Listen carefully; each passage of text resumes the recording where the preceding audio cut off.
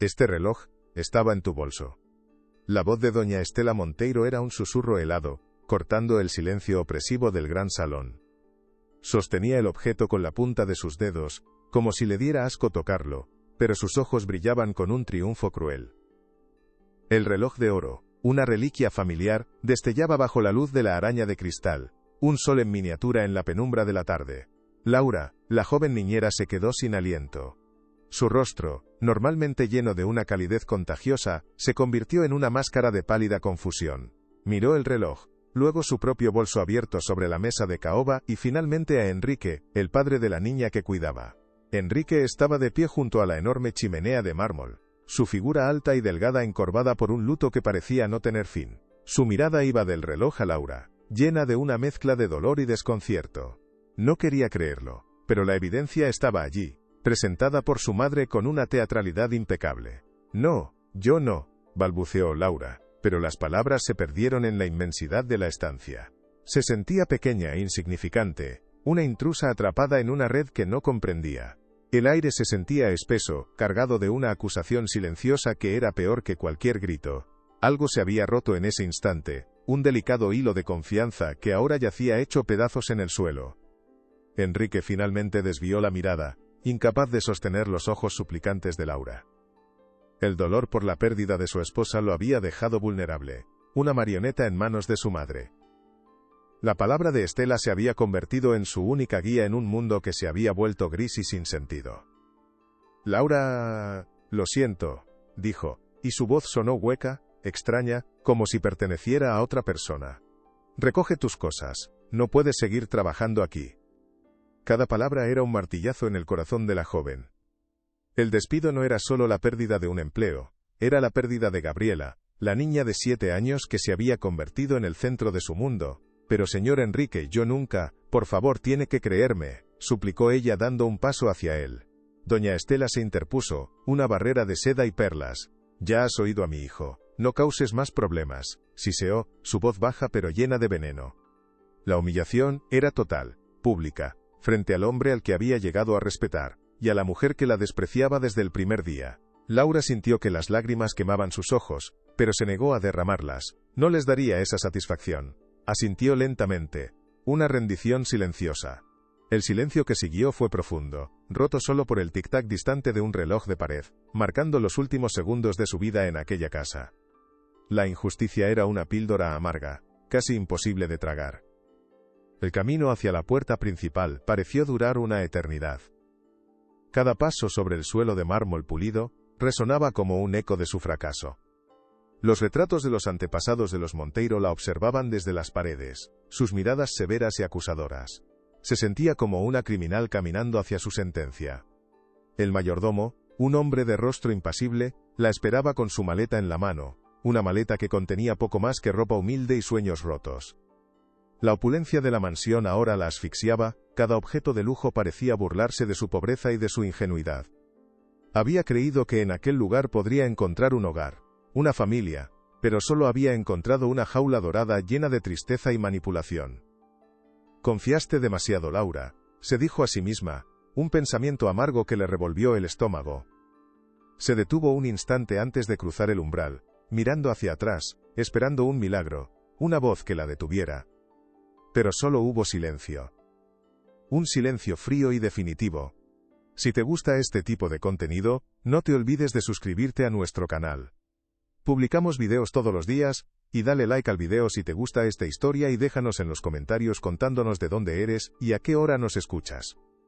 Afuera, el sol de la tarde madrileña la cegeó, con acento agudo por un momento, un contraste brutal con la oscuridad que sentía en su interior. El portón de hierro forjado se cerró detrás de ella con un sonido metálico y final. Estaba sola. Laura, ¿a dónde vas? Una vocecita temblorosa la sacó de su estupor.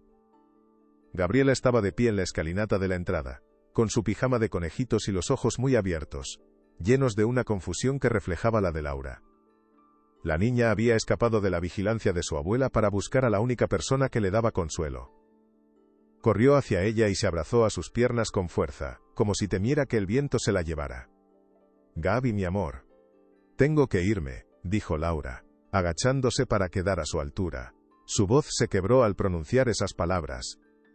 Le acarició el cabello suave y rubio, intentando memorizar cada detalle de aquel rostro angelical. La pequeña negó con la cabeza, sus labios formando un puchero. No, no te vayas. Prometiste que no te irías, susurró, y una lágrima solitaria rodó por su mejilla pálida. El corazón de Laura se partió en 1000 pedazos. Ver aquel dolor era peor que cualquier acusación, peor que cualquier humillación. Lo sé, cariño, lo sé, pero a veces los adultos tienen que hacer cosas que no quieren, intentó explicar, aunque las palabras sonaban vacías incluso para ella. ¿Cómo explicarle a una niña la crueldad y la injusticia del mundo de los mayores? Era una tarea imposible, una herida que no sabía cómo curar. «¿Tú nunca me vas a dejar, Laura, como hizo mamá?» La pregunta de Gabriela fue un puñal directo al alma de Laura. La inocencia de la niña, su miedo al abandono, era un peso insoportable. Laura la abrazó con fuerza, sintiendo el pequeño cuerpo temblar contra el suyo. «Nunca te dejaré en mi corazón, Gaby, nunca», le susurró al oído. Buscó en el bolsillo de su abrigo y sacó un pequeño objeto. Era un sencillo medallón de madera de olivo, con una delicada flor tallada en el centro. Lo había hecho ella misma, en sus pocas horas libres, pensando en la niña. «Toma, quiero que tengas esto», dijo, colocando el cordón de cuero alrededor del cuello de Gabriela. «Mi abuela decía que la madera de olivo protege de la tristeza. Mientras lo tengas, una parte de mí estará siempre contigo, protegiéndote». La niña miró el regalo, sus dedos pequeños trazando el contorno de la flor. Una pequeña sonrisa iluminó su rostro por un instante. «Gracias, Laura», murmuró, aferrándose a él como si fuera un ancla en medio de una tormenta. Desde una ventana del segundo piso, doña Estela observaba la escena con una mueca de desdén. Aquella despedida no hacía más que confirmar sus sospechas. La niñera era una manipuladora.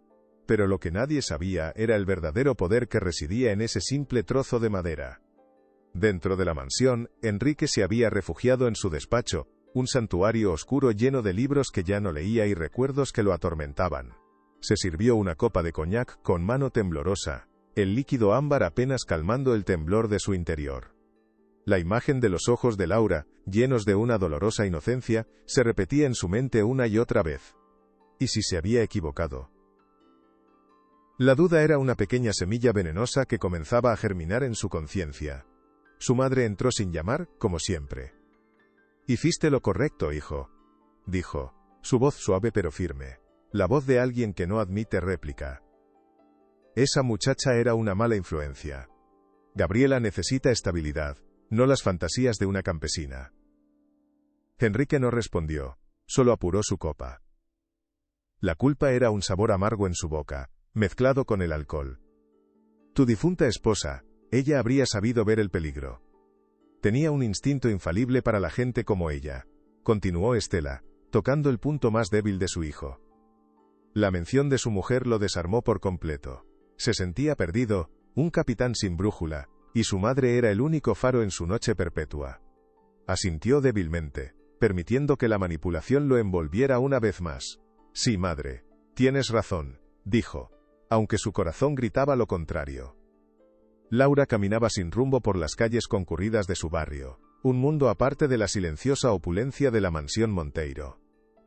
El ruido de los coches, las voces de los vendedores ambulantes, el olor a comida callejera, todo era familiar, pero hoy se sentía como una extraña en su propia vida. El contraste era abrumador.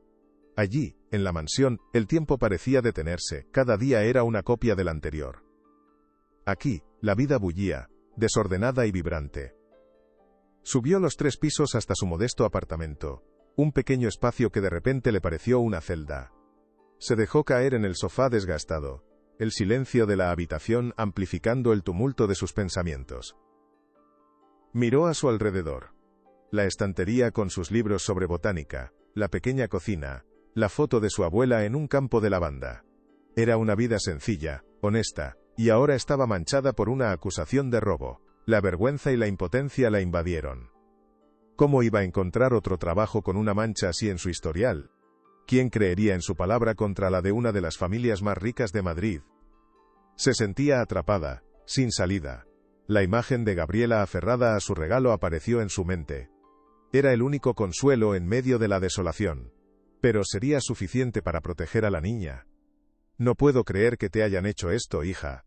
La voz de su vecina, Carmen, una mujer mayor y de corazón grande, la trajo de vuelta a la realidad. Le había contado la historia entre sollozos, buscando un poco de consuelo.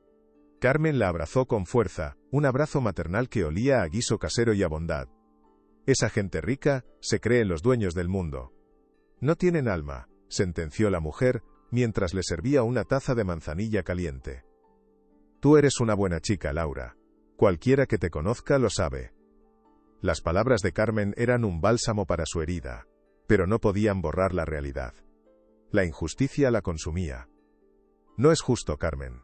Yo quería a esa niña como si fuera mía, dijo Laura, su voz rota. ¿Y su padre? Pensé que era un buen hombre, pero dejó que su madre lo manipulara. Carmen suspiró, sentándose a su lado. El dolor ciega a los hombres, querida. Y esa mujer, por lo que cuentas, es una víbora. Pero la verdad siempre sale a la luz, ya verás. Tarde o temprano, siempre lo hace. Laura quiso creerle, se aferró a esa pequeña esperanza con todas sus fuerzas. Pero en el fondo de su corazón, un miedo frío se instalaba. ¿Y si la verdad llegaba demasiado tarde? Mientras tanto, en la mansión Monteiro, una nueva niñera había llegado. Era una mujer mayor, recomendada por doña Estela, con un currículum impecable y una expresión tan severa como la de su patrona. Gabriela se negó a dirigirle la palabra. Se encerró en su habitación, abrazada a una almohada, con el regalo de Laura escondido bajo su pijama. Se negaba a comer, a jugar, a hacer cualquier cosa que no fuera esperar. Laura volverá, lo sé, pensó, repitiéndolo como un mantra. Ella lo prometió.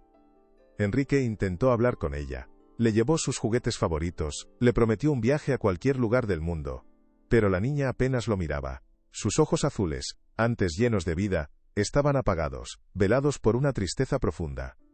Había un muro invisible a su alrededor. Un muro que ni su padre ni su abuela podían derribar.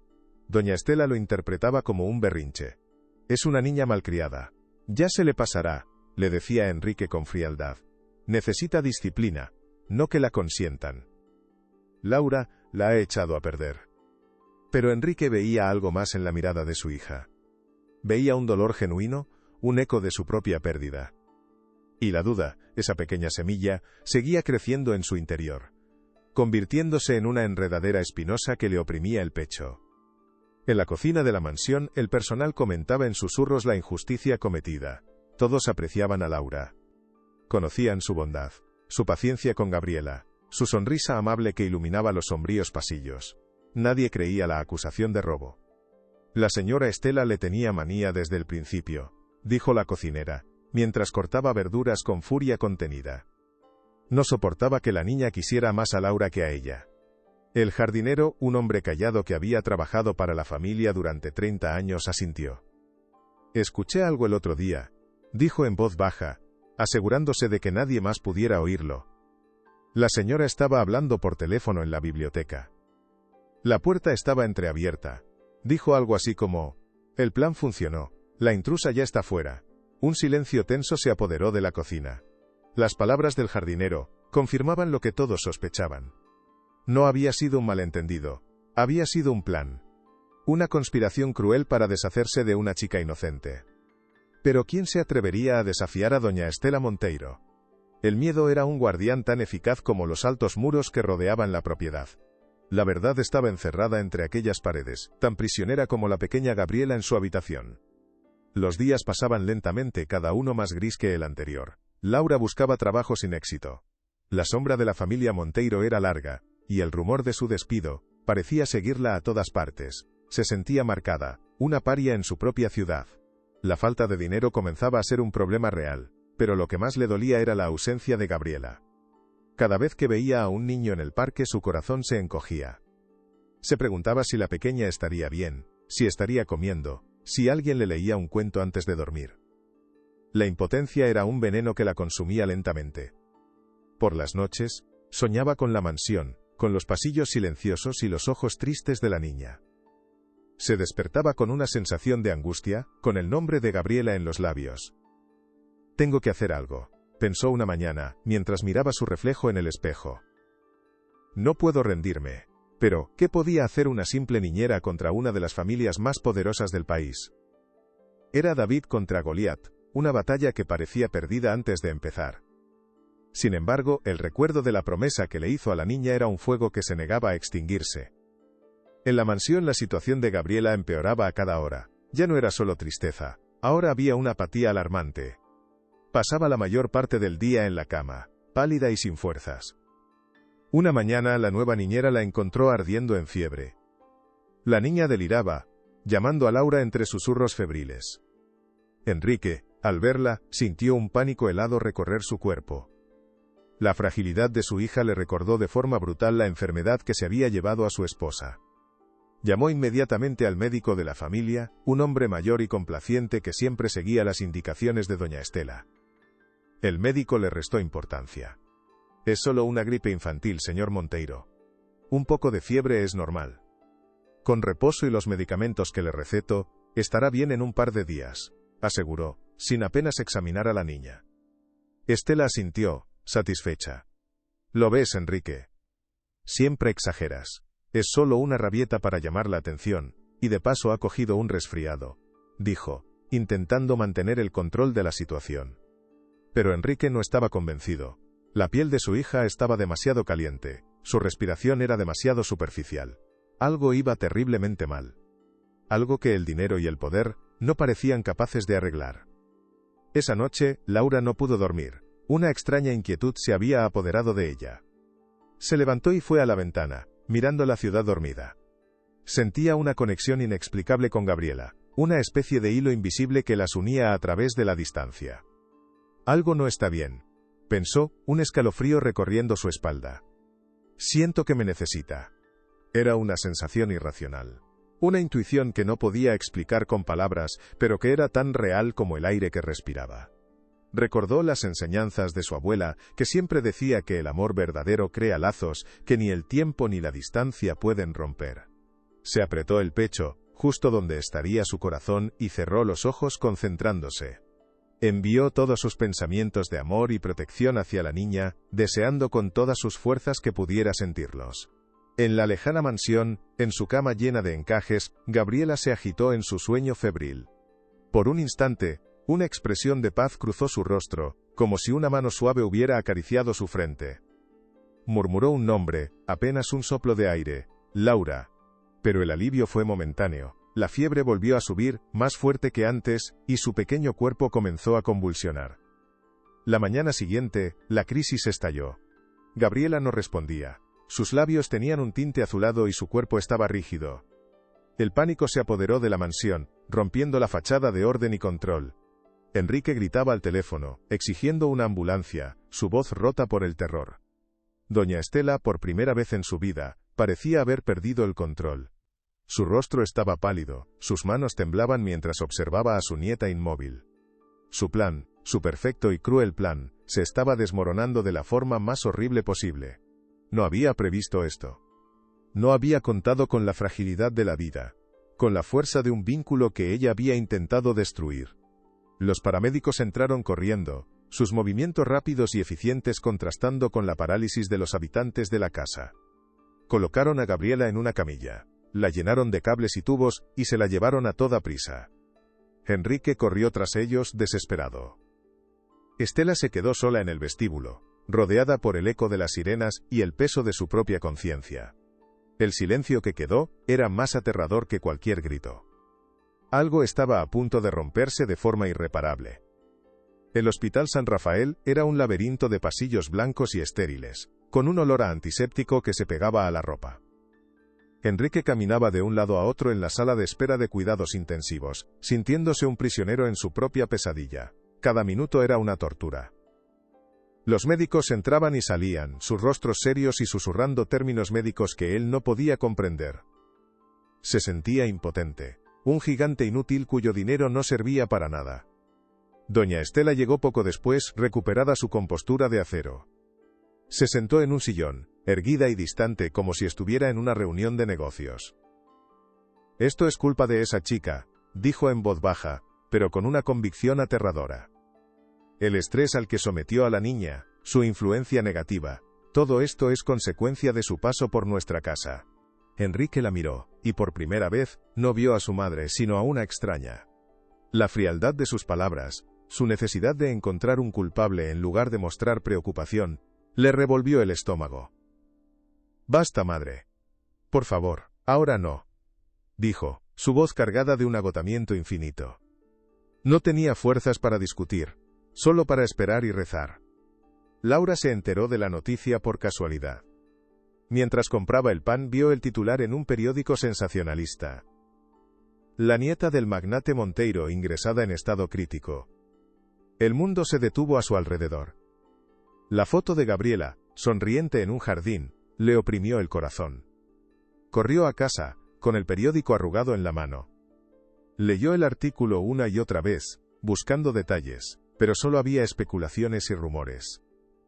La angustia la paralizó. Tenía que ir al hospital. No sabía qué haría ni qué diría, pero no podía quedarse de brazos cruzados mientras la niña que amaba luchaba por su vida.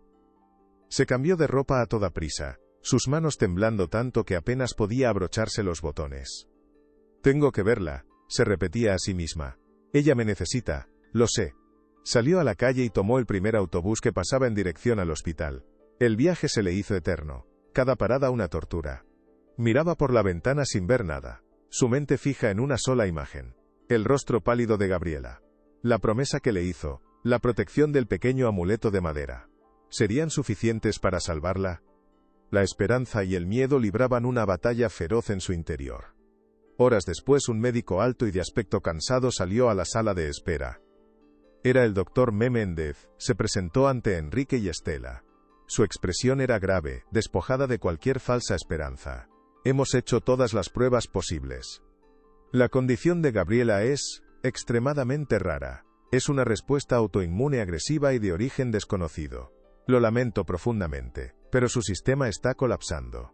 Le damos, como mucho, 48 horas». Cada palabra fue un clavo en el ataúd de la esperanza de Enrique.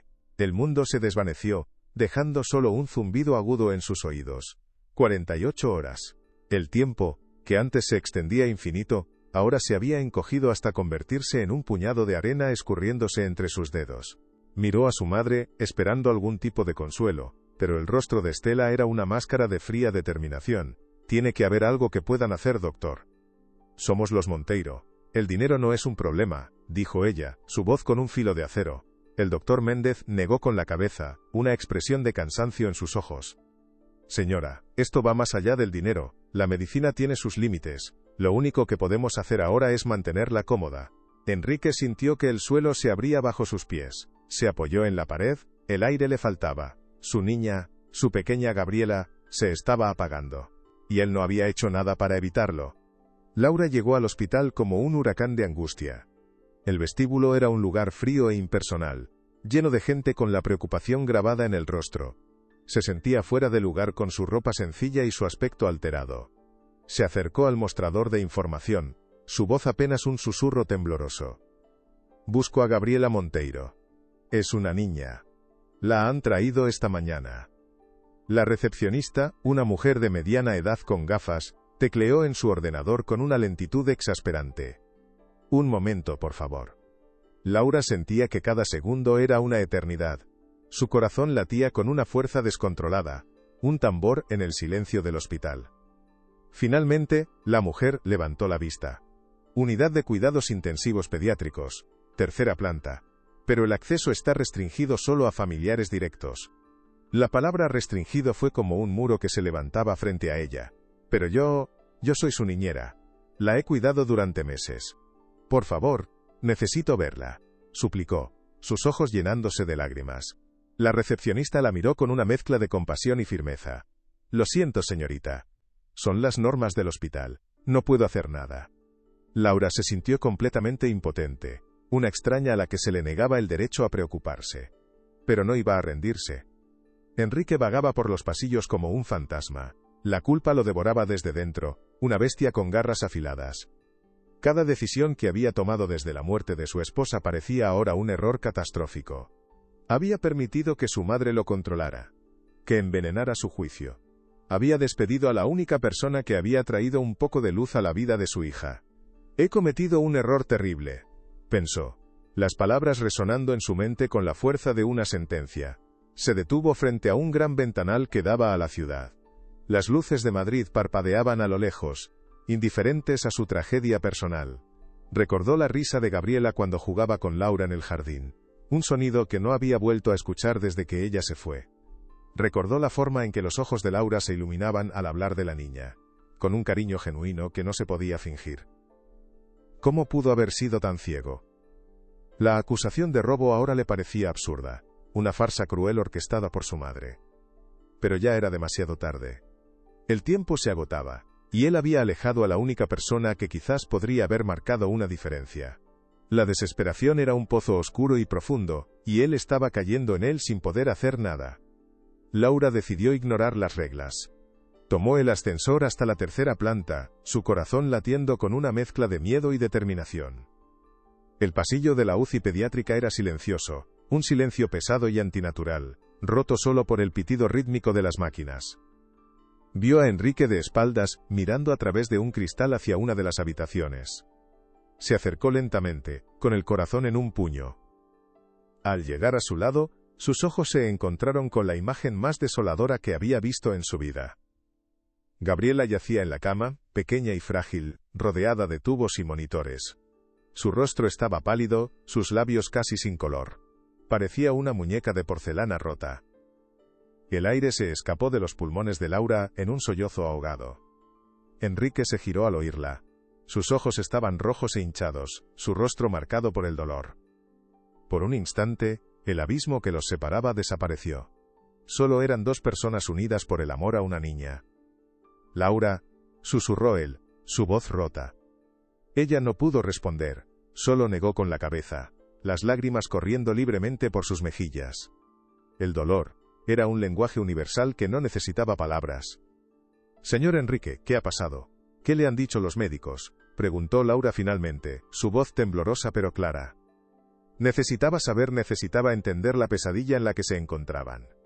Enrique tardó en responder, como si las palabras fueran demasiado pesadas para pronunciarlas.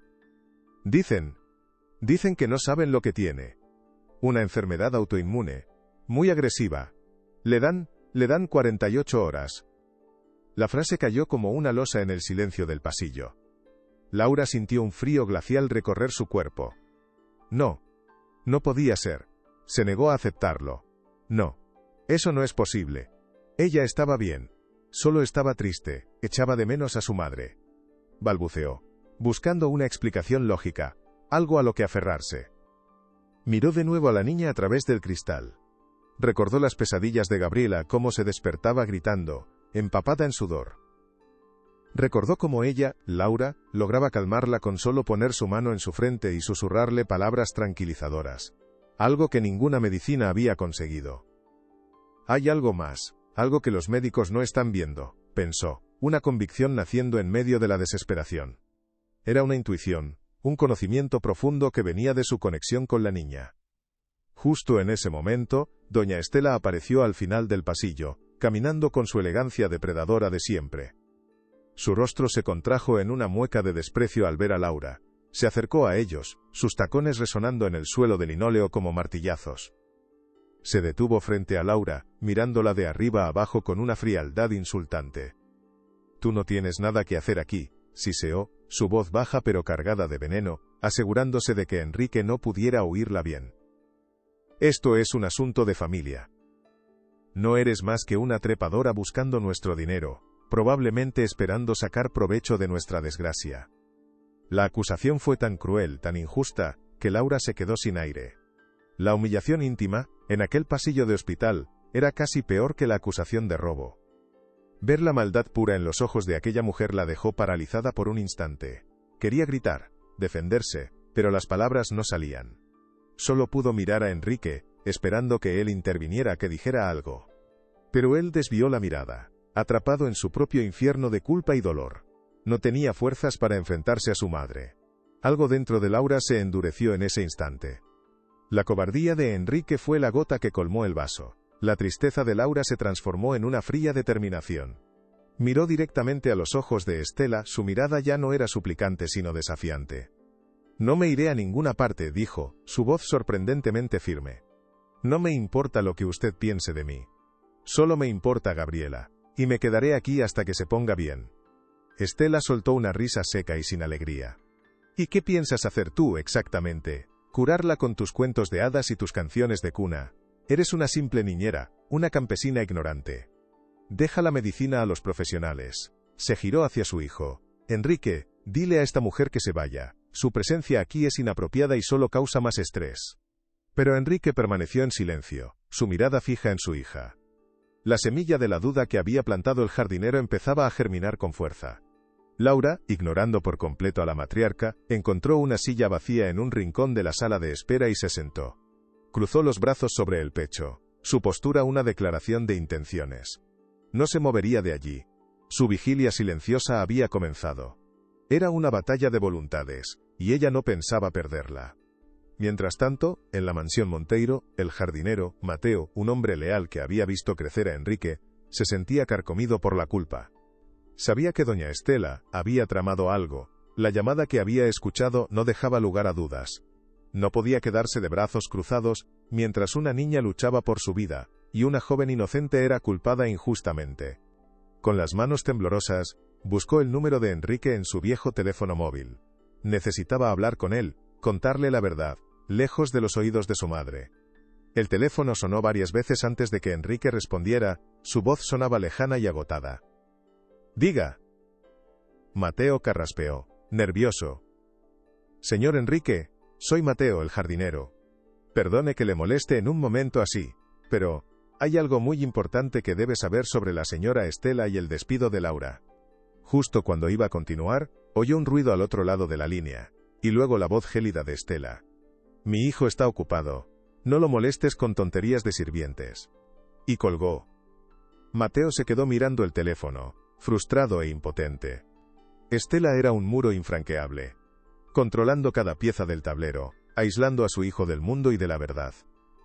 En el hospital, las horas pasaban con una lentitud agónica. Los médicos entraban y salían de la habitación de Gabriela, sus rostros cada vez más sombríos. El doctor Méndez se acercó a Enrique, con unos nuevos resultados en la mano. «Señor Monteiro, hemos consultado con especialistas de todo el mundo. Nadie ha visto un caso como este. Su sistema inmunitario se está atacando a sí mismo a una velocidad sin precedentes. Los tratamientos no están funcionando. Me temo que el pronóstico de 48 horas era optimista». La palabra optimista resonó en la cabeza de Enrique como una burla cruel.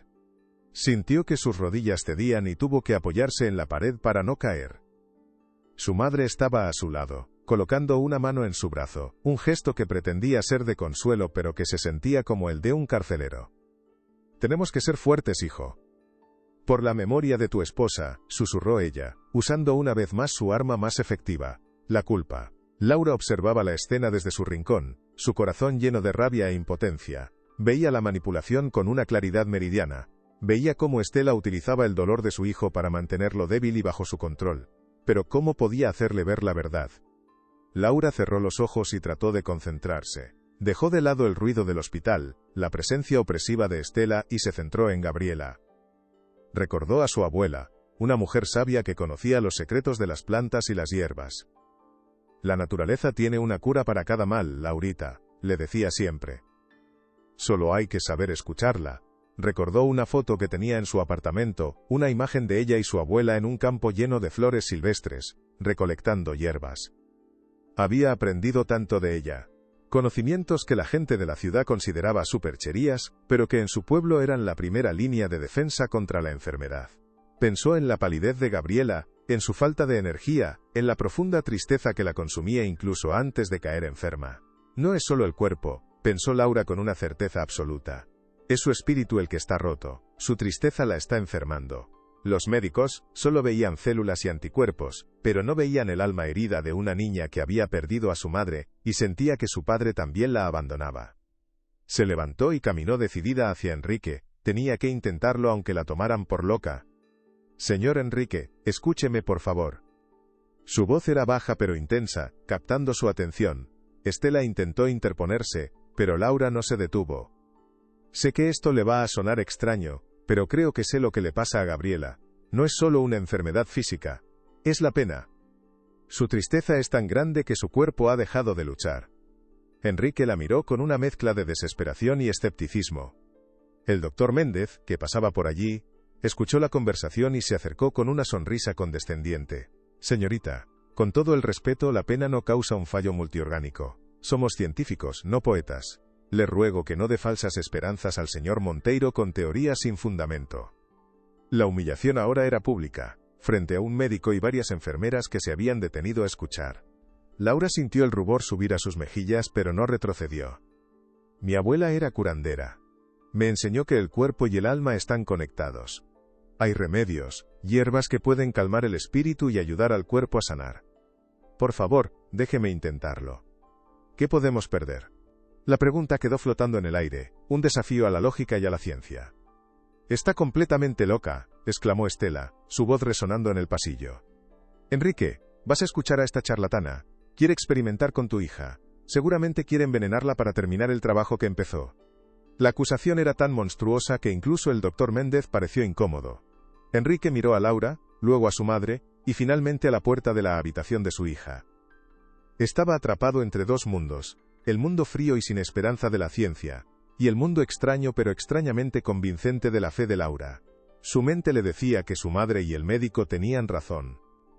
Pero su corazón, su instinto de padre, le gritaba que estaba perdiendo a su hija, y que debía intentar cualquier cosa, por desesperada que fuera. No sé qué hacer, murmuró, pasándose las manos por el pelo con desesperación. Se sentía como un hombre ahogándose, viendo dos manos extendidas hacia él, una enguantada y estéril, la otra cubierta de tierra y oliendo a hierbas. ¿Cuál de las dos debía tomar? El tiempo corría en su contra, y cada segundo de indecisión era un segundo menos para Gabriela. Laura se dio cuenta de que las palabras no eran suficientes. Tenía que darle a Enrique una prueba, algo tangible. Cuando Gabriela tenía pesadillas, comenzó, su voz calmada en medio de la tensión. Yo le preparaba una infusión muy suave de melisa y manzanilla. Se la daba con un poco de miel. Siempre la calmaba, dormía toda la noche en paz. Su cuerpo se relajaba. Quizás si su cuerpo se relaja pueda empezar a luchar de nuevo. El doctor Méndez resopló. Un té de hierbas. Fascinante. Señorita, su hija está conectada a un cóctel de los fármacos más potentes que existen. ¿De verdad cree que una manzanilla va a hacer alguna diferencia? Su tono era burlón, diseñado para ridiculizarla y poner fin a la conversación, pero sus palabras tuvieron el efecto contrario en Enrique. Recordó las noches en que había escuchado a Laura canturrear suavemente en la habitación de Gabriela. Recordó cómo la niña, que antes se despertaba llorando varias veces por noche, había comenzado a dormir tranquila. Eran pequeños detalles que había ignorado, pero que ahora cobraban un nuevo significado. Eran pequeñas pruebas de que Laura tenía una conexión especial con su hija, un poder sanador que iba más allá de lo convencional. Seguridad, por favor, a la tercera planta, dijo Estela en su teléfono, con una calma aterradora. Tenemos a una intrusa que se niega a abandonar las instalaciones y está acosando a mi familia. Se giró hacia Laura con una sonrisa triunfante. Se acabó tu espectáculo, querida. La seguridad del hospital ya ha sido notificada de su presencia. Si no se marcha por su propia voluntad, será expulsada por la fuerza. No permitiremos que una ladrona perturbe nuestra paz en un momento como este. Lo dijo en voz alta, deliberadamente, para que las enfermeras y otros familiares en la sala de espera pudieran oírla. La palabra ladrona resonó, y varias personas se giraron para mirar a Laura con curiosidad y desconfianza. La humillación pública fue completa. Laura se sintió pequeña, juzgada, su reputación hecha trizas por segunda vez por la misma mujer. Sintió que las lágrimas volvían a quemarle los ojos, pero esta vez se las tragó. La ira le dio fuerzas. No iba a huir. No iba a dejar que esa mujer ganara. El destino de Gabriela estaba en juego, y ella era la única que parecía tener una pizca de esperanza. Enrique finalmente reaccionó. La amenaza de su madre, su crueldad calculada, rompió la parálisis que lo atenazaba. «Basta, madre», dijo, su voz baja pero llena de una autoridad que no había usado en meses. «Basta ya». Se acercó a Laura, ignorando la mirada atónita de su madre y del doctor. «Laura, ¿de verdad crees que puedes ayudarla?» No había burla en su voz, solo una desesperación pura y desnuda. Estaba buscando un milagro, y estaba dispuesto a encontrarlo en el lugar más inesperado. Laura lo miró a los ojos, y en ellos vio el reflejo de su propio dolor. Asintió lentamente. No puedo prometerle nada, señor Enrique. No soy médico. Pero sé que el amor y la fe pueden hacer cosas que la ciencia no entiende. Y yo quiero a su hija. Déjeme estar con ella, por favor. Su sinceridad era abrumadora. Una luz en la oscuridad de aquel hospital. 2 guardias de seguridad aparecieron al final del pasillo, caminando hacia ellos con paso decidido. La confrontación era inminente. El tiempo se había acabado. Enrique tenía que tomar una decisión. Y tenía que ser ahora. ¿Confiaría en la mujer a la que había traicionado, o se sometería una vez más a la voluntad de su madre? No se la lleven, ordenó Enrique a los guardias, que se detuvieron en seco confundidos. Se giró hacia su madre, y por primera vez, la miró sin miedo, sin culpa. Ella se queda. Y tú, madre, ¿vas a dejar de interferir? Has hecho suficiente daño. La cara de Estela pasó de la sorpresa a la furia en cuestión de segundos. Enrique, ¿te has vuelto loco? ¿Vas a poner la vida de tu hija en manos de esta delincuente? La acusación flotó en el aire, pero esta vez, no tuvo efecto. La única delincuente que veo aquí es la que me ha mentido y manipulado durante meses, respondió él, su voz cortante. Se dirigió al doctor Méndez. Doctor, le pido 5 minutos. 5 minutos para que la señorita vea a mi hija. A solas. El médico iba a protestar, pero la mirada de Enrique lo detuvo. Vio a un padre que había llegado a su límite, un hombre que ya no tenía nada que perder. Suspiró, derrotado. 5 minutos. No más. Y no puede administrarle nada. Solo observarla. Era una pequeña concesión, pero para Laura, era el mundo entero. Era una oportunidad, una puerta entreabierta en medio de un muro de desesperación. Mientras Laura se preparaba para entrar, Enrique sintió la necesidad de estar a solas un momento. El enfrentamiento con su madre lo había dejado temblando. Entró en la habitación vacía de al lado y se sentó en el borde de la cama. Necesitaba pensar, respirar. Su mirada se posó en la mesita de noche de Gabriela, en la habitación contigua, visible a través de un pequeño cristal interior. Vio los objetos que las enfermeras habían retirado para hacer espacio. Un osito de peluche, un libro de cuentos y algo más, algo pequeño y de madera. Se levantó y entró en la habitación de su hija, moviéndose con cuidado para no hacer ruido. El pitido de las máquinas era un recordatorio constante de la fragilidad de la vida de su hija. Se acercó a la mesita y cogió el objeto. Era un sencillo medallón de madera de olivo, con una flor delicadamente tallada. Lo reconoció al instante. Era el regalo de despedida de Laura. Gabriela lo había llevado puesto todos los días hasta que la ingresaron. Lo había guardado como su tesoro más preciado. Sostenerlo en su mano fue como recibir una descarga eléctrica. Era un símbolo de todo lo que había perdido, de la confianza rota, del amor incondicional que había expulsado de su casa. Enrique apretó el objeto en su mano, la madera suave y cálida contra su piel. Un torrente de recuerdos lo inundó. Recordó el día en que Laura le dio el regalo a Gabriela, la sonrisa triste pero llena de amor en su rostro. Recordó las... No, dijo Enrique, su voz un eco en el pasillo estéril. Se separó de su madre y del médico, su movimiento repentino y decidido. No voy a esperar aquí a que el tiempo se agote. No voy a rendirme. El doctor Méndez intentó razonar con él, hablando de aceptación y de la dura realidad de la ciencia, pero Enrique ya no lo escuchaba. Sus palabras eran ruido blanco, un zumbido sin sentido frente a la imagen de su hija desvaneciéndose. Ustedes no la conocen. No saben lo fuerte que es, dijo, más para sí mismo que para los demás. Se giró, y miró a Laura, que seguía en su rincón, una figura de silenciosa resistencia. Sus miradas se cruzaron por un instante, y en ese instante, una decisión inquebrantable se forjó en el corazón de Enrique. No sabía qué haría, pero sabía que no podía hacerlo sin ella. Tenía que encontrar una manera de romper el muro de la medicina convencional, y sentía, con una certeza que desafiaba toda lógica, que Laura era la única que tenía la llave. Se dirigió hacia los ascensores, su paso rápido y urgente. Estela lo llamó, su voz teñida de pánico al ver que perdía el control. «Enrique, ¿a dónde vas? No hagas una locura». Pero él no se detuvo. Las puertas del ascensor se cerraron, reflejando el rostro furioso de su madre y la expresión desconcertada del médico. Estaba solo con su desesperación, y con una última y frágil brizna de esperanza. Corrió por las calles de Madrid sin un destino claro. El aire frío de la noche le quemaba los pulmones, pero no se detuvo. Su mente era un torbellino de culpa y arrepentimiento. Cada semáforo en rojo, cada rostro anónimo en la multitud era una tortura. ¿Cómo había podido ser tan ciego? ¿Cómo había permitido que el dolor lo convirtiera en un títere en manos de su madre? La imagen de Laura, acusada injustamente en su propio salón, lo perseguía como un fantasma. Recordó su dignidad, la forma en que había mantenido la cabeza alta a pesar de la humillación. Recordó su bondad con Gabriela, un amor tan puro y desinteresado que debería haber sido evidente para cualquiera. ¿Dónde estaría? ¿A dónde iría alguien con el corazón roto?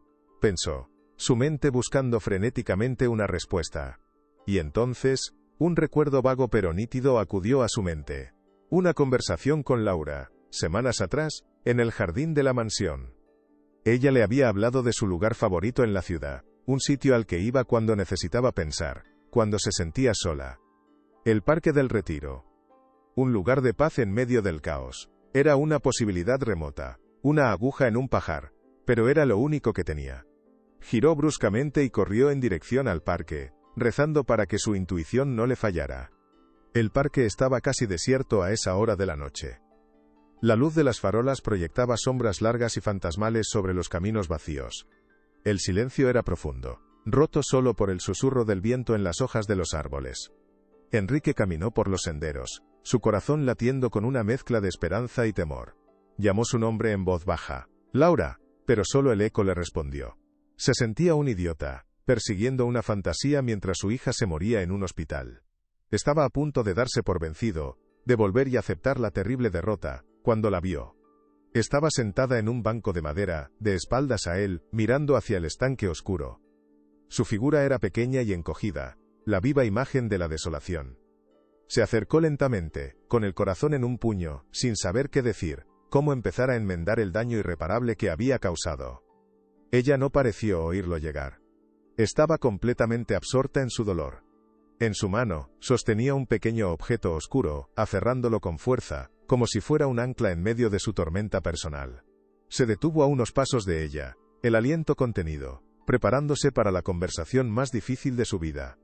El destino de su hija, y quizás el suyo propio, dependía de lo que sucediera en los próximos minutos. «Laura», dijo él, su voz apenas un susurro. Ella se sobresaltó, girándose bruscamente. Al verlo, su rostro se transformó, pasando de la sorpresa a una expresión de dolor y desconfianza. Se levantó, como si quisiera huir.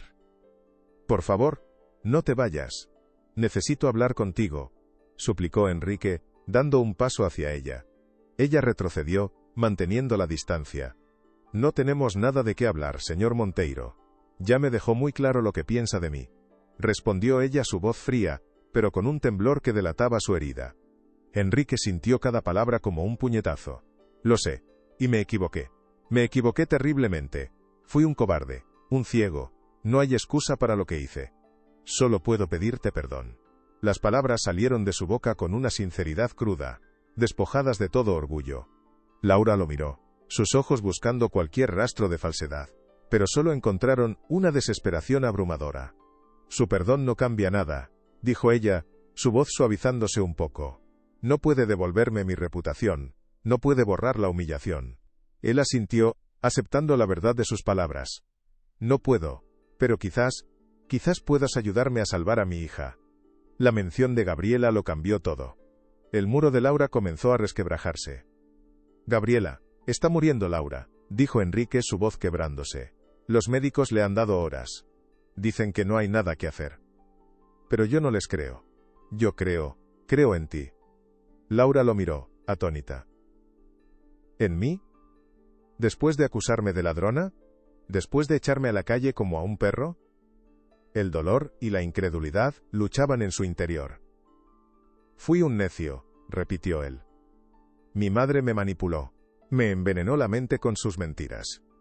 Pero cuando te vi en el hospital, cuando vi la forma en que la mirabas a través del cristal, supe que eras la única que de verdad se preocupaba por ella. La única que la quería de verdad.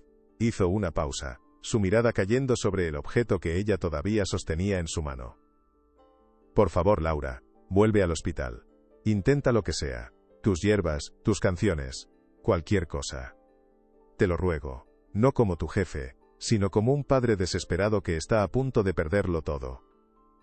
Laura bajó la vista hacia su mano, abrió los dedos lentamente. Sobre su palma descansaba el sencillo medallón de madera de olivo. Las enfermeras me lo devolvieron. Dijeron que no lo soltaba ni para dormir, susurró ella. Las lágrimas que había estado conteniendo finalmente comenzaron a caer, silenciosas y amargas. El amor por la niña era más fuerte que su orgullo herido, asintió. Su llegada al hospital fue como la entrada de dos actores a un escenario inesperado. El vestíbulo principal, que antes estaba silencioso y solemne, ahora bullía de actividad. Varios periodistas y cámaras de televisión se habían congregado, atraídos por la noticia del estado crítico de la nieta de una de las familias más influyentes del país. Los flashes de las cámaras estallaron cuando vieron a Enrique Monteiro entrar de la mano de una joven desconocida y de aspecto humilde. El murmullo de preguntas se elevó como una marea. ¿Quién es ella, señor Monteiro? ¿Hay alguna novedad sobre el estado de su hija? Enrique los ignoró, su única misión era llevar a Laura junto a Gabriela.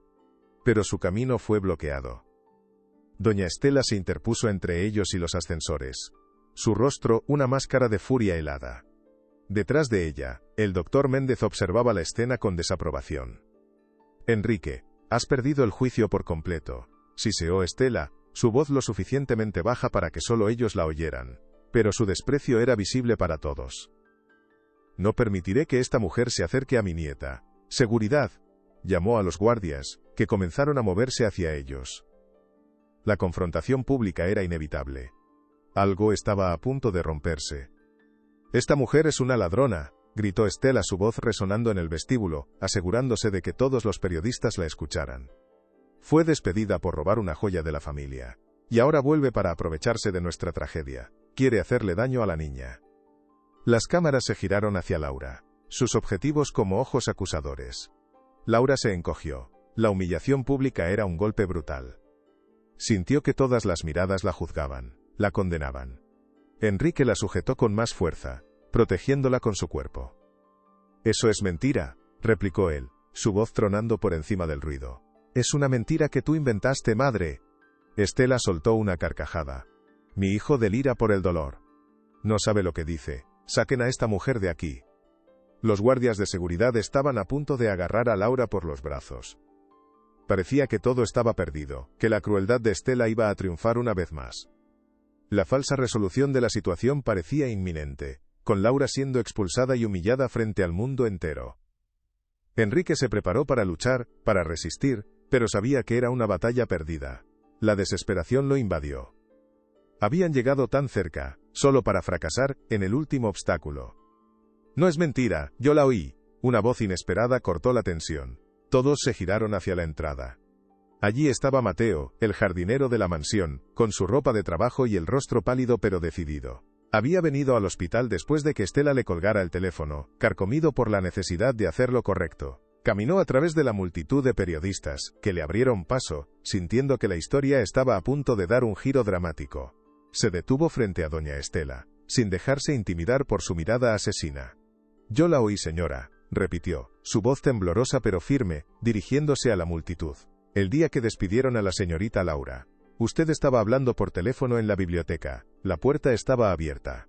Y dijo unas palabras que no he podido olvidar. Hizo una pausa dramática, y el silencio en el vestíbulo era total.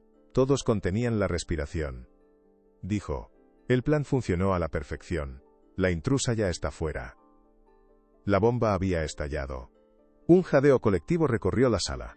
Las cámaras se enfocaron frenéticamente en el rostro de Estela, que había perdido todo su color. La virada había llegado, y era más devastadora de lo que nadie podría haber imaginado. La negación de Estela fue débil, un balbuceo incoherente que nadie creyó. Es un mentiroso. Un simple jardinero resentido, está comprado, pero su rostro la traicionaba. La máscara de control se había hecho añicos, revelando la fea verdad que había debajo. Los periodistas se abalanzaron sobre ella con preguntas, pero Enrique levantó una mano, pidiendo silencio. Gracias, Mateo, dijo, su voz cargada de una gratitud inmensa. Has demostrado más lealtad y valentía que muchos que se dicen de nuestra clase. Luego, se giró hacia el doctor Méndez, cuya expresión de escepticismo se había transformado en una de puro asombro. Doctor, mi hija está ahí arriba, muriendo. Y esta mujer, dijo, señalando a Laura, es la única persona en el mundo que podría tener una oportunidad de salvarla. No le pido que crea. Solo le pido que no me lo impida. El médico, superado por los acontecimientos y por la mirada de un padre que había recuperado su poder, asintió en silencio. Enrique, sin soltar la mano de Laura, caminó hacia los ascensores. La multitud de periodistas se apartó, creando un pasillo para ellos. Pasaron junto a Estela, que se había quedado inmóvil sola en medio del vestíbulo, repudiada por las miradas silenciosas de todos los presentes. Su imperio de mentira se había derrumbado. Entraron en la habitación de la UCI como si entraran en un santuario. El único sonido era el pitido errático y débil del monitor cardíaco, un metrónomo que marcaba un tiempo que se agotaba. Gabriela yacía inmóvil, su pequeño pecho apenas se movía. Laura se acercó a la cama, su corazón encogido de dolor. Le acarició la frente febril, apartando un mechón de pelo húmedo. «Estoy aquí, mi amor. Laura está aquí», susurró, su voz una caricia. Se giró hacia Enrique. «Necesito agua caliente, por favor, y una taza». Enrique, moviéndose como un autómata, obedeció. El doctor Méndez y un par de enfermeras observaban desde la puerta, una mezcla de curiosidad profesional y asombro humano. Laura sacó de su bolso un pequeño saquito de tela. Lo abrió y un aroma a campo, a hierbas secas, llenó la habitación estéril. Vertió una pizca de una mezcla de hojas secas en la taza que Enrique le trajo. Eran melisa, manzanilla y una flor de lavanda, un remedio que su abuela le había enseñado para calmar las penas del alma. Vertió el agua caliente y esperó unos minutos, el vapor aromático subiendo hacia el techo. La tensión en la habitación era palpable. Todos los ojos estaban fijos en sus manos. Con una delicadeza infinita, Laura coló la infusión. Esperó a que se enfriara un poco, probándola en su muñeca para asegurarse de que no quemara. Luego, con la ayuda de una enfermera que se acercó instintivamente a ayudar, levantó con cuidado la cabeza de Gabriela. «Solo un sorbito, mi amor. Por mí», le susurró al oído. Acercó la taza a los labios pálidos de la niña. Por un instante, no pasó nada. Gabriela no reaccionó. El corazón de Enrique se detuvo. «Vamos, Gaby, por favor», murmuró, su voz rota por la súplica. Entonces, como en un sueño, los labios de la niña se entreabrieron ligeramente. Laura inclinó la taza, y unas gotas del líquido dorado se deslizaron en su boca. Gabriela tragó débilmente. Una vez. 2 veces. No fue mucho, apenas unas gotas, pero fue suficiente. Laura dejó la taza y volvió a acariciar la frente de la niña, canturreando una nana suave y antigua, la misma que usaba para calmar sus pesadillas. Todos en la habitación contuvieron la respiración, sus ojos clavados en el monitor. El pitido seguía siendo débil, errático. Pasaron 10 segundos que parecieron una eternidad. 20 segundos. 30. No había ningún cambio. La decepción comenzó a instalarse en el aire. Y entonces ocurrió. El pitido del monitor cardíaco, que había sido una línea de puntos intermitentes y alarmantes, de repente cambió, se volvió más fuerte, más rítmico, más regular. La línea irregular en la pantalla comenzó a dibujar picos y valles estables, saludables.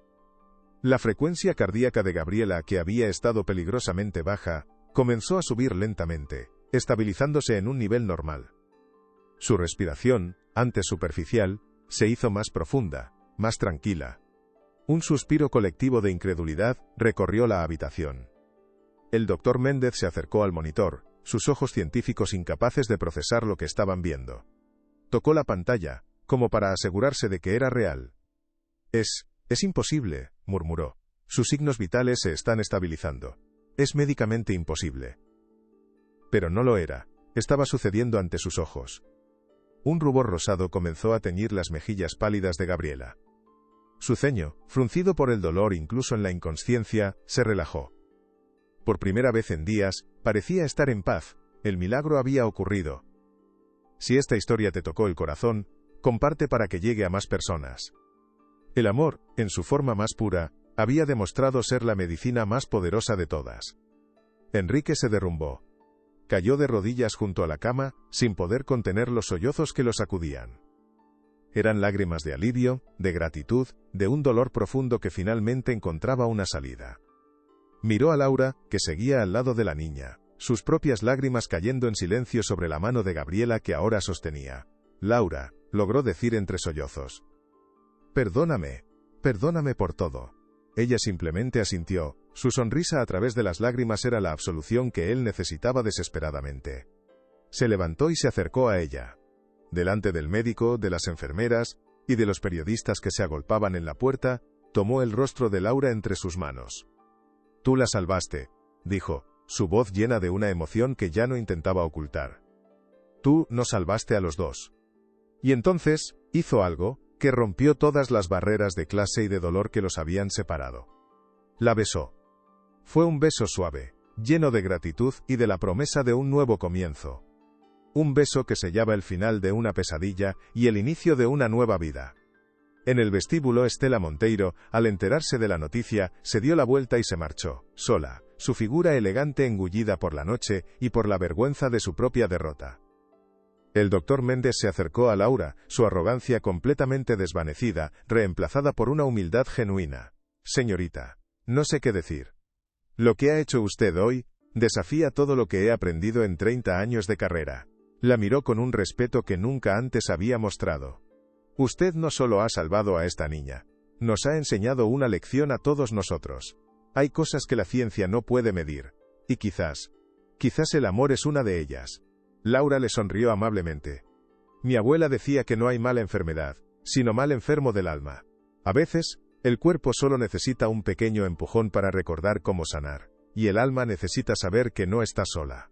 Sus palabras, sencillas pero profundas, resonaron en la habitación, llenando el espacio que antes ocupaba la desesperación. Las enfermeras la miraban con admiración, susurrando entre ellas. La historia de la niñera que había obrado un milagro ya comenzaba a convertirse en leyenda dentro de los muros del hospital. La noticia se extendió como la pólvora, capturada por las cámaras y los micrófonos que habían sido testigos de todo. La injusticia había sido reparada, y la verdad como siempre se había abierto paso. Enrique no se separó de la cama de Gabriela en toda la noche. Sostenía la mano de su hija, observando su respiración tranquila, cada latido del monitor, un sonido celestial. Laura se quedó con él, sentada en un sillón cercano, velando el sueño de ambos. No hablaron mucho, no era necesario. El silencio entre ellos era cómodo, lleno de un entendimiento que iba más allá de las palabras. Al amanecer, Gabriela abrió los ojos. Miró a su alrededor, confundida, hasta que su mirada se posó en su padre. «Papá», susurró, su voz débil pero clara. Luego, vio a Laura. Una sonrisa inmensa iluminó su rostro. «Laura, volviste. Sabía que volverías». Laura se acercó y le besó la frente. «Nunca me fui de verdad, mi amor. Nunca». Enrique observaba la escena, su corazón rebosante de una felicidad que creía haber perdido para siempre. Había recuperado a su hija. Y en el proceso, había encontrado algo que no sabía que estaba buscando, una segunda oportunidad para amar, para confiar y para construir una familia sobre las ruinas del dolor. La mansión Monteiro ya no sería un lugar de luto, sino un hogar. Un hogar que Laura llenaría con su luz, su bondad y el aroma de las hierbas del campo.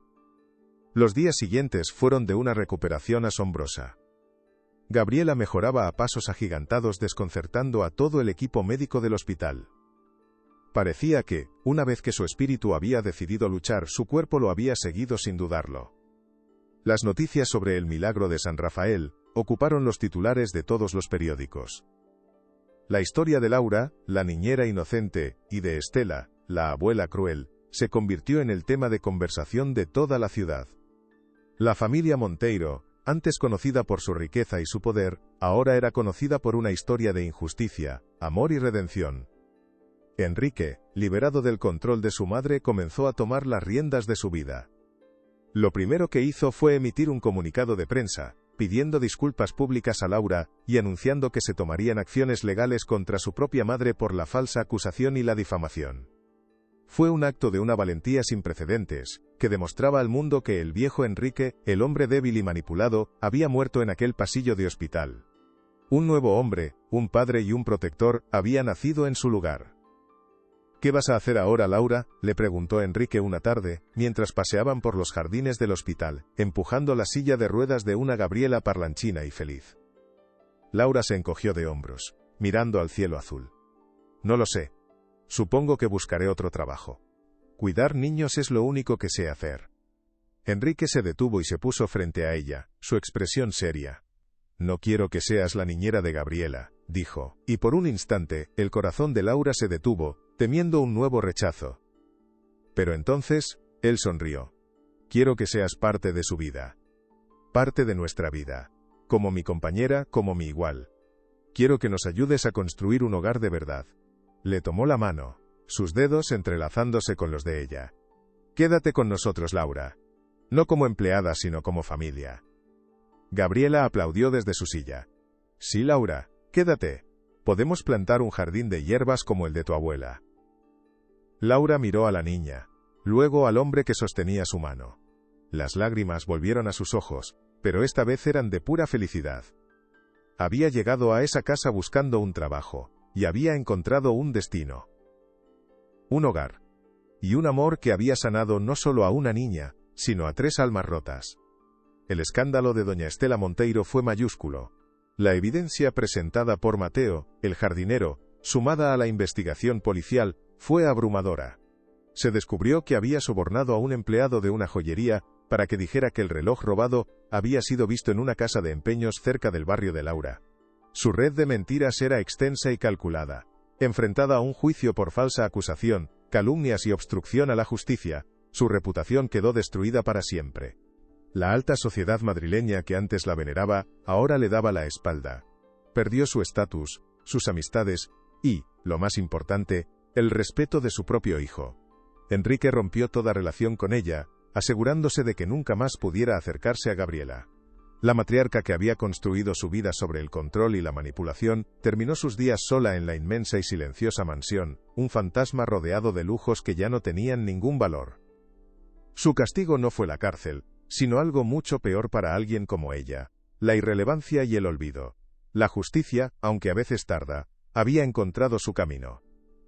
Mi abuela dice que solo quieres nuestro dinero, pero yo sé que no es verdad. Gabriela le dijo esto a Laura una noche mientras la arropaba en su cama, ya de vuelta en la mansión. La niña, con la sabiduría inocente de los niños, había entendido la verdad mucho antes que los adultos. Laura le sonrió y le acarició el pelo. Tu abuela se equivocaba en muchas cosas, mi amor. El dinero no puede comprar la felicidad, ni puede curar un corazón triste. Gabriela asintió, sus ojos somnolientos fijos en Laura. Tú me curaste con amor, ¿verdad? Laura besó su frente. Nos curamos las dos, Gaby. Nos curamos las dos. La mansión ya no se sentía fría ni opresiva. Las ventanas estaban abiertas, dejando entrar la luz del sol y el sonido de los pájaros. Las risas de Gabriela volvían a resonar en los pasillos. Enrique había comenzado a trabajar desde casa para pasar más tiempo con ellas. La casa, antes un mausoleo de tristeza, volvía a estar viva. Laura, con su sencillez y su sabiduría natural, había traído la primavera a sus vidas, demostrando que la verdadera riqueza no se encuentra en las cuentas bancarias, sino en los lazos de afecto y en la capacidad de sanar y perdonar. ¿Crees en los milagros?, le preguntó un periodista a Enrique en una entrevista meses después. Él sonrió, una sonrisa genuina que ahora le llegaba a los ojos. Miró a Laura, que estaba a su lado, y luego a una foto de Gabriela corriendo por el jardín. Creo en el poder del amor, respondió. Comillas. Creo que la ciencia es un milagro.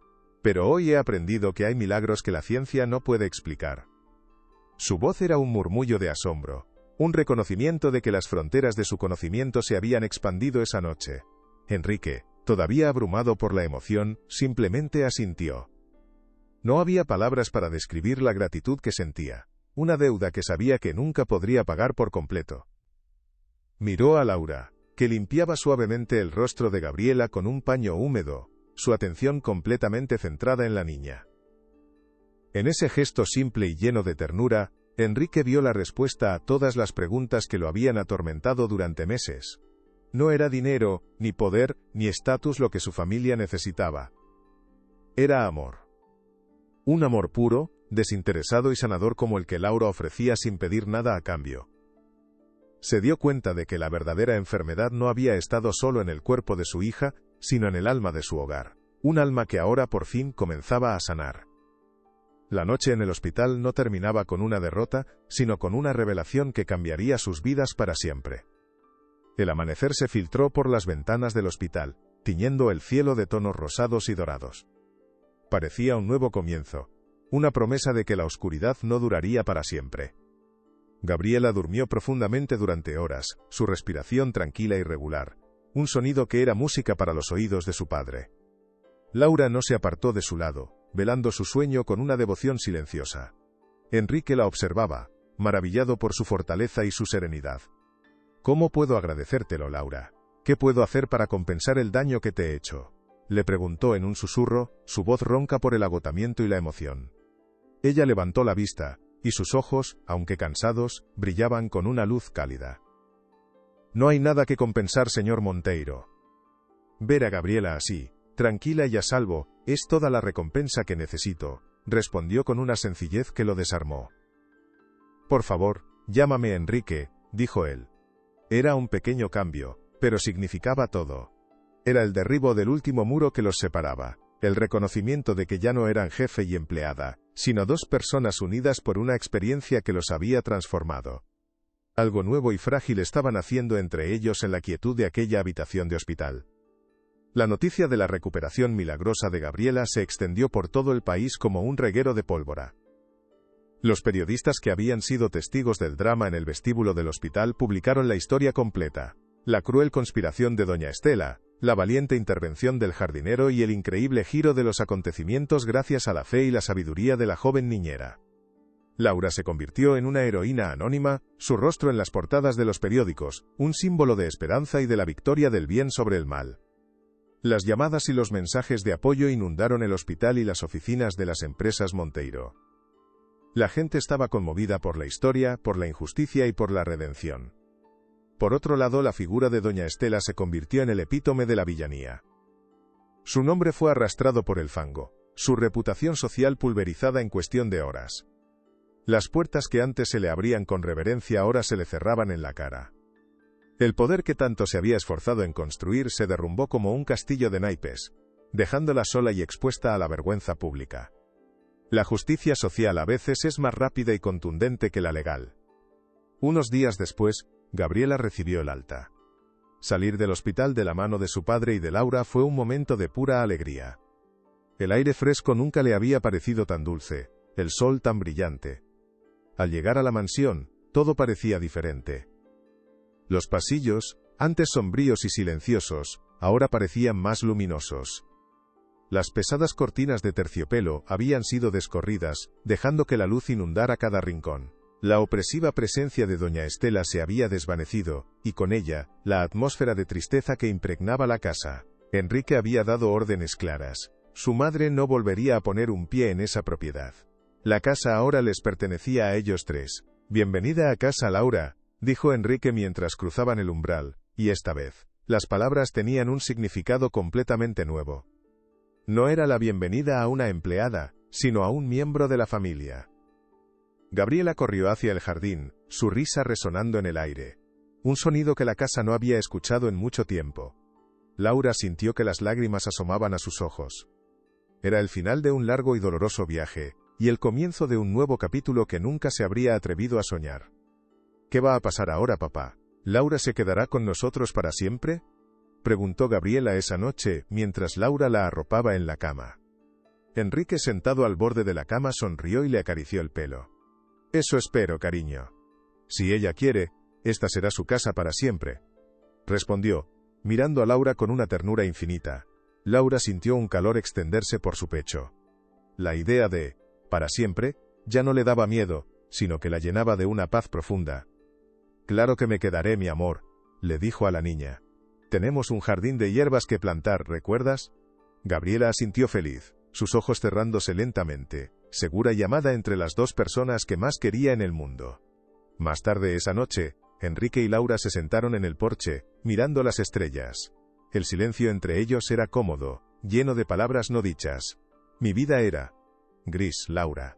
Desde que mi esposa murió, solo he existido, no he vivido. Tú has traído el color de vuelta, confesó él, su voz baja y sincera. Ella apoyó la cabeza en su hombro, un gesto simple pero lleno de significado.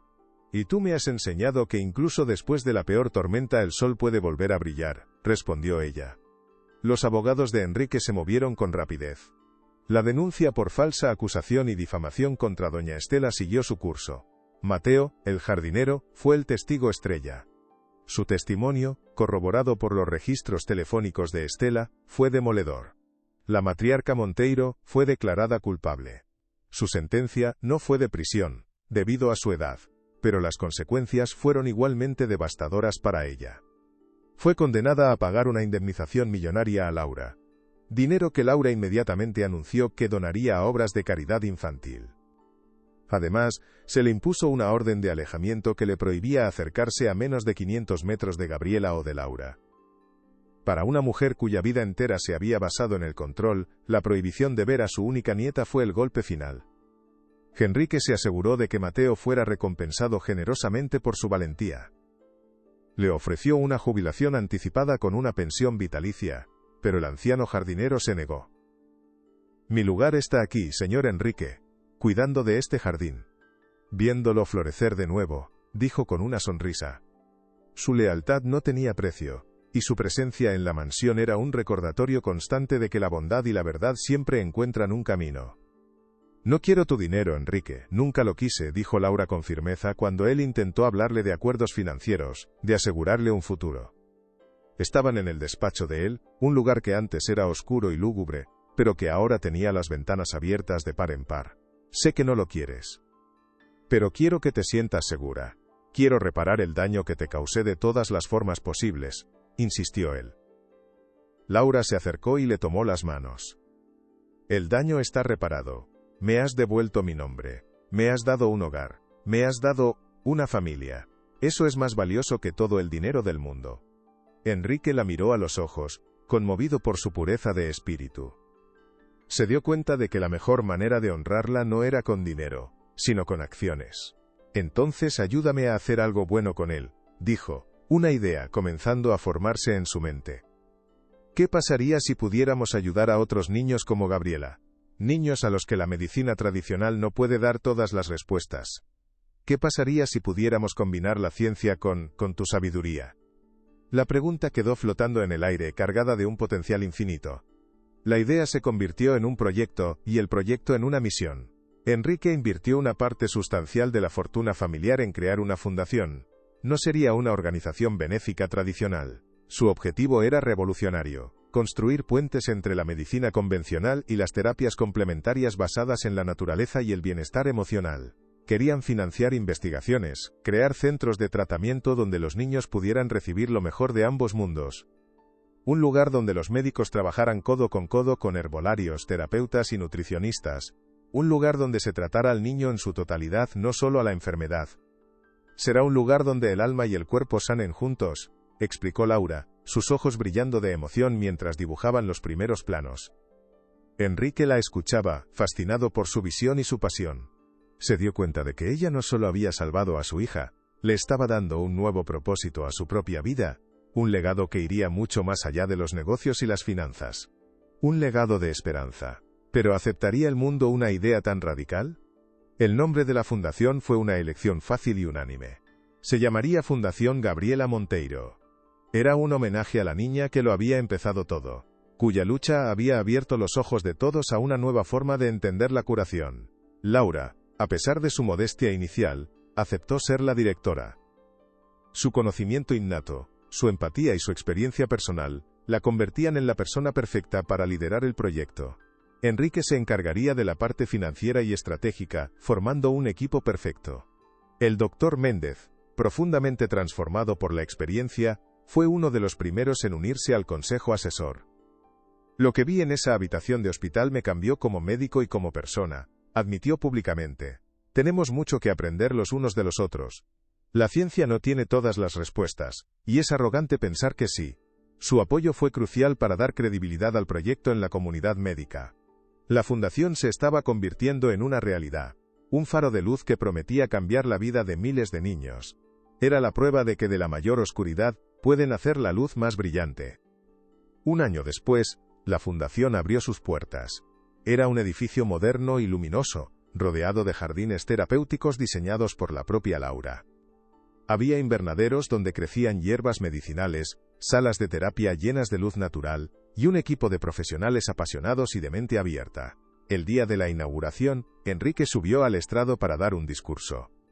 Miró a la multitud, a los médicos, a los filántropos, a los periodistas, y luego su mirada se posó en Laura y Gabriela que estaban en primera fila. Hace un año, mi mundo se desmoronaba, comenzó, su voz firme y clara. Mi hija estaba al borde de la muerte, y yo estaba perdido en la oscuridad del dolor y la culpa. Pero entonces, una persona me enseñó que la medicina más poderosa no viene en un frasco, sino en el corazón. Me enseñó que el amor, la fe y la bondad tienen un poder sanador que ninguna ciencia puede replicar. Hizo una pausa, sus ojos encontrando los de Laura. Esta fundación no es solo un edificio. Es una promesa. La promesa de que nunca subestimaremos el poder del espíritu humano. Y es un agradecimiento a la mujer que nos salvó a todos. Tras el discurso, mientras los invitados recorrían las instalaciones, Enrique llevó a Laura a un rincón tranquilo del jardín. El sol de la tarde filtrándose entre las hojas de los árboles creaba un ambiente mágico. «Hay algo más que quiero darte», dijo él, su voz un poco nerviosa. Metió la mano en el bolsillo y sacó una pequeña caja de terciopelo. Laura lo miró, confundida. «No es lo que piensas», se apresuró a decir él con una sonrisa. «No todavía». Abrió la caja. Dentro, no había un anillo, sino una simple llave de plata. «Es la llave de esta casa. De nuestro hogar», dijo, poniendo la llave en la palma de la mano de ella. «No como invitada, no como directora de la fundación, sino como mi compañera. Como la dueña de mi corazón y de este hogar, si aceptas serlo». Fue un gesto sencillo, sin pompa ni lujo, pero infinitamente más significativo que cualquier diamante. Laura sintió que su corazón se desbordaba. Tomó la llave y entrelazó sus dedos con los de él. «Acepto», susurró. Y en ese jardín, rodeados por el aroma de las flores y el sonido de las risas de los niños, sellaron su promesa con un beso, un nuevo comienzo floreciendo bajo el sol. La vida en la mansión Monteiro se transformó por completo. Dejó de ser una mansión para convertirse en un hogar vibrante y lleno de amor. Los fines de semana, los jardines se llenaban de niños de la fundación que participaban en talleres de jardinería y arte. Laura enseñaba a los pequeños los secretos de las plantas, mientras Enrique organizaba partidos de fútbol improvisados. Gabriela, ahora una niña sana y extrovertida, era la anfitriona perfecta, compartiendo sus juguetes y sus historias con sus nuevos amigos. La casa, que una vez fue una prisión de tristeza, se había convertido en un santuario de sanación y alegría. Los retratos de los antepasados Monteiro en las paredes parecían sonreír, como si aprobaran la nueva vida que había florecido entre sus muros. Enrique y Laura criaron a Gabriela juntos, en un ambiente de confianza, respeto y amor incondicional. Aprendieron a sanar sus propias heridas del pasado, apoyándose el uno en el otro. Descubrieron que la verdadera familia no es la que te toca por sangre, sino la que eliges con el corazón. Y ellos se habían elegido, contra todo pronóstico, forjando un vínculo indestructible. ¿Crees que la abuela Estela se arrepiente de lo que hizo?, preguntó Gabriela una tarde, mientras ayudaba a Laura a trasplantar unas matas de lavanda. La pregunta, directa e inocente, sorprendió a Laura. Hacía años que no hablaban de ella. Laura dejó su palita de jardín y se sentó en la hierba junto a la niña.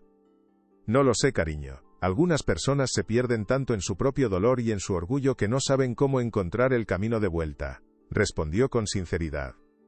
«Pero lo importante no es si ella se arrepiente, lo importante es que nosotros la perdonemos. No por ella, sino por nosotros. El rencor es como un veneno que nos tomamos nosotros esperando que le haga daño al otro». Gabriela reflexionó sobre sus palabras. Sus jóvenes ojos llenos de una sabiduría que iba más allá de su edad. «Entonces yo la perdono», dijo finalmente con una sencillez asombrosa, «porque si no la perdonara no podría ser tan feliz como soy ahora». Laura la abrazó con fuerza, conmovida por su madurez.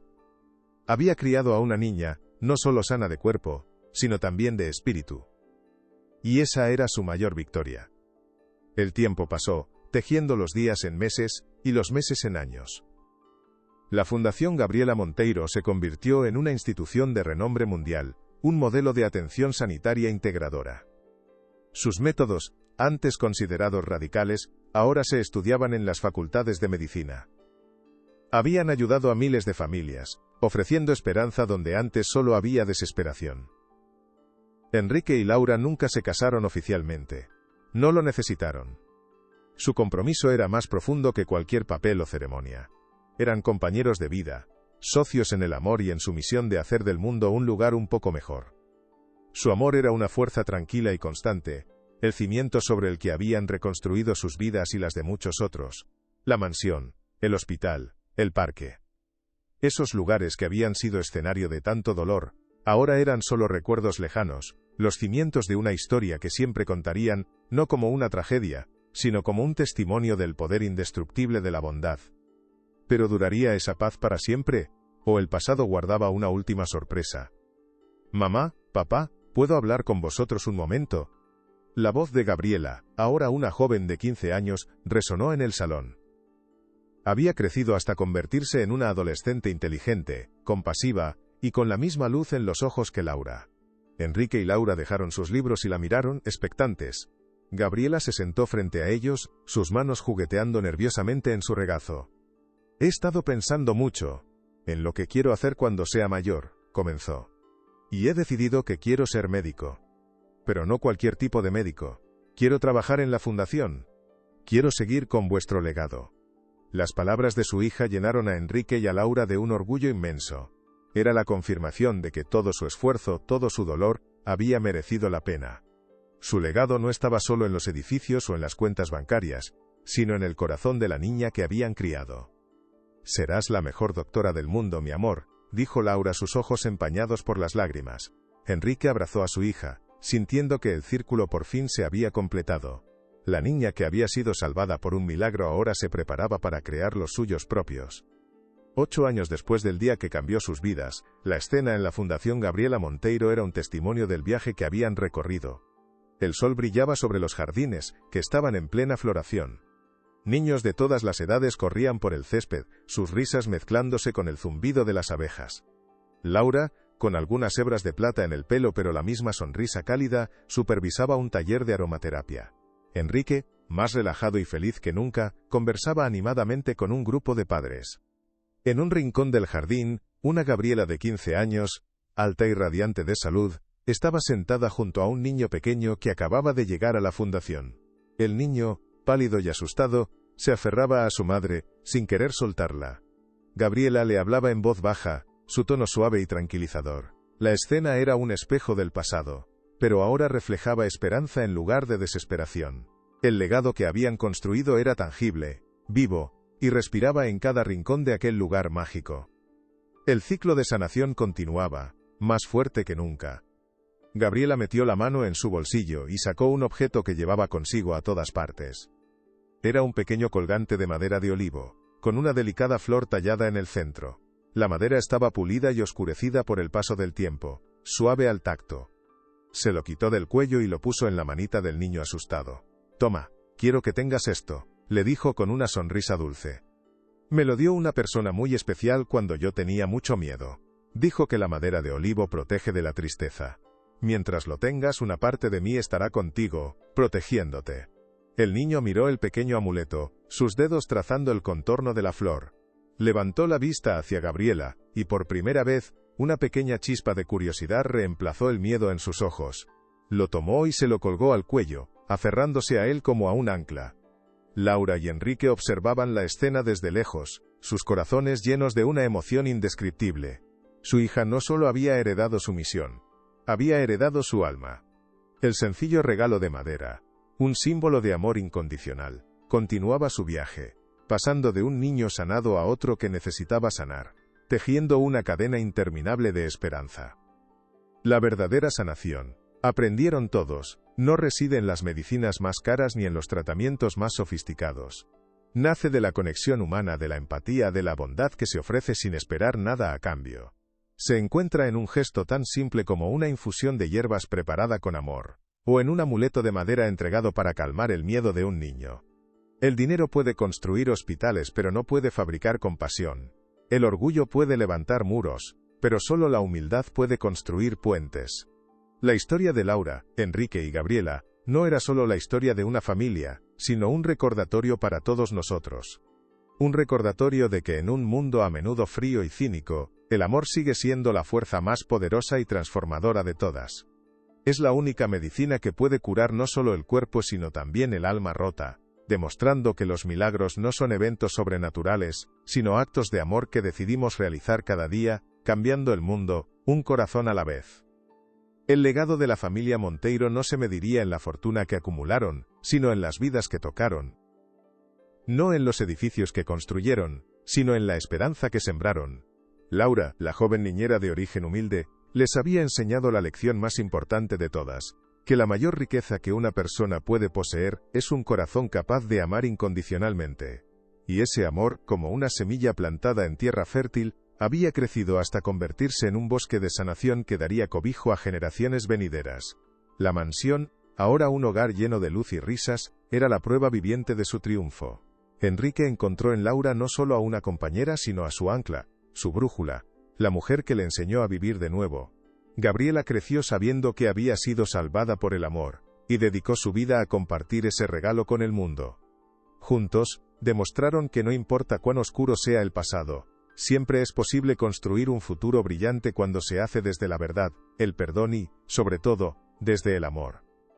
¿Sabes qué es lo más curioso de todo?, le dijo Enrique a Laura una noche, muchos años después, mientras miraban las estrellas desde el mismo porche donde todo había comenzado a cambiar. Laura lo miró, esperando que continuara. Mi madre nos acusó de querer nuestro dinero, dijo él con una sonrisa irónica.